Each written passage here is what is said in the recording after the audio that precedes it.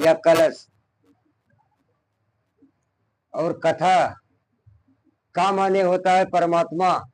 संस्कृत भाषा में का माने होता है परमात्मा और था माने होता है स्थापित होना या स्थापित कर देना।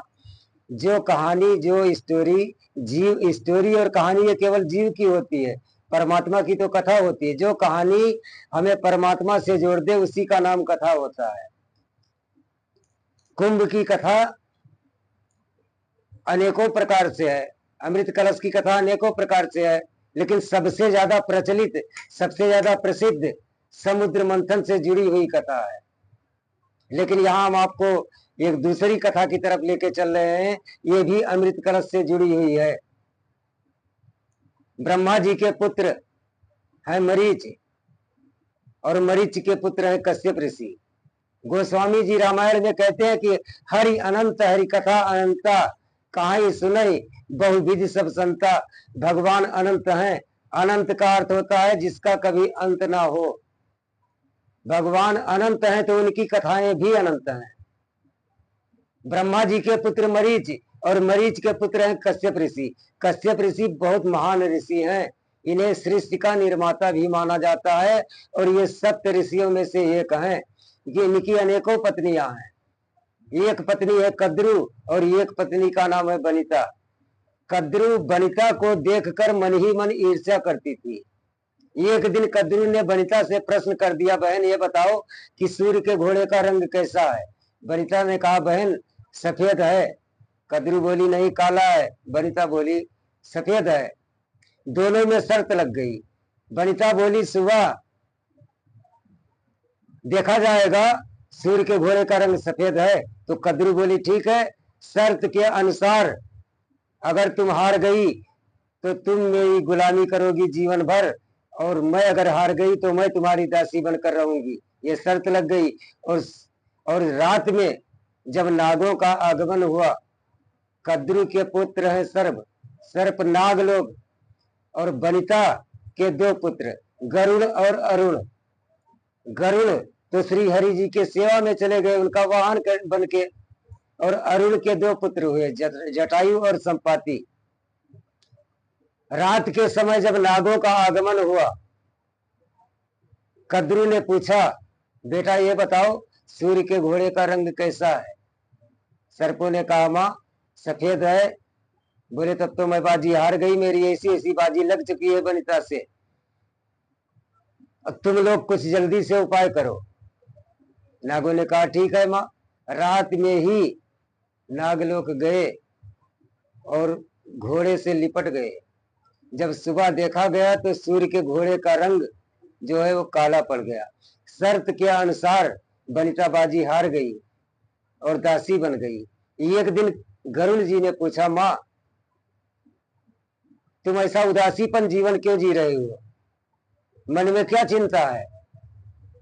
तो बनिता ने आज से लेकर अंत तक गरुड़ जी को सारी बात बताई, बेटा कुछ उपाय करो कि मेरा दासीपन छूट जाए। गरुड़ जी बोले ठीक है। गरुड़ जी जाते हैं और कद्रु के पास बोले, माता मैं आपसे कुछ कहना चाहता हूं कि मेरी माँ का दासीपन छोड़ दो और कुछ नहीं चाहिए। कद्रु बोली ठीक है, मैं दासीपन छोड़ दूंगी, आजाद कर दूंगी उनको, लेकिन एक शर्त है, अगर तुम देवलोक से अमृत कलश लाकर मुझे दे दो तो मैं छोड़ दूंगी दासीपन। गरुड़ जी ने कहा ठीक है। अब गरुड़ जी ने रवाना हुए और क्षण मात्र में ही अमृत कलश लेके और आ गए। अब नागों ने सोचा कि गंगा जी में थोड़ा स्नान कर लें, क्योंकि ये पवित्र है, अमृत पवित्र है, हम भी पवित्र हो जाएं, तब इसका पान करें, अमर हो जाएं, कोई हमसे जीत नहीं पाएगा। और जैसे ही ये गंगा जी में स्नान करने के लिए जाते हैं, देवराज इंद्र आते हैं और अमृत कलश को लेकर वहां से चले जाते हैं। एक कथा के अनुसार देवराज इंद्र ने 4 बार इस अमृत कलश पर आक्रमण किया है, जिससे धरती के पवित्र स्थानों पर 4 जगहों पर इस अमृत कलश की कुछ बूंदें छलकी। श्री हरिद्वार, प्रयागराज, उज्जैन और नासिक। तब से इन 4 पवित्र स्थानों पर कुंभ का आयोजन की शुरुआत हुई। और एक कथा के अनुसार गरुड़ जी ने इन 4 पवित्र स्थानों पर अमृत कलश को रखा था, इसलिए कुंभ मेले का आयोजन इन 4 पवित्र स्थानों पर शुरू हुआ। अमृत कलश लेकर जब इंद्रदेव चले गए, नागलोक आए और देखे नहीं है कलश, तो गरुड़ जी से पूछा, बोले तुम ये काम करो, जल्दी से कलश दोबारा वापस लेके आओ। गरुड़ जी बोले अब मैं नहीं जाऊंगा, अब मैं ये काम करूंगा, तुमने हमारी माँ के साथ अन्याय किया है, छल किया है, मैं तुम लोगों को पकड़ पकड़ के खा जाऊंगा। और गरुड़ जी झपटे, जब नागों पर झपटे तो कुछ नाग तो अपनी जान बचाने के लिए इधर उधर भागने लगे, और कुछ नाग लोग जल्दी जल्दी जिस कुशासन पर वो अमृत कलश रखा था उस कुश को चाटने लगे। और कुश बड़ा नुकीला होता है, कहीं लग जाए तो तुरंत कट जाता है। जल्दी जल्दी सर्प लोग चाटने लगे उस कुशा को अमृत पान के चक्कर में, और इसीलिए उनकी जिभ्या जो है वो फट गई आधे से। इसीलिए आज भी जब सर्प अपनी जीभ निकालते हैं तो आपने देखा होगा कि उनकी जिभ्या बीच से फटी होती है। ये वही अमृतपान और कुशा के चक्कर में जिभ्या फटी थी। कालिया नाग जो जमुना जी में काली कुंड में रहता था, वो कद्रू का पुत्र है, वो गरुड़ जी के डर से वहां पर भाग कर गया था, जिसका मान मर्दन भगवान श्री कृष्ण ने किया था। और कृष्ण ने जब पूछा था कि ये बताओ तुम यहाँ क्यों रहते हो, तो कालिया ने बोला पहले हमारे सवालों का कुछ उत्तर दो। कृष्ण जी बोले कौन सा उत्तर? बोले ये बताओ संसार को बनाता कौन है? बोले हम बनाते हैं।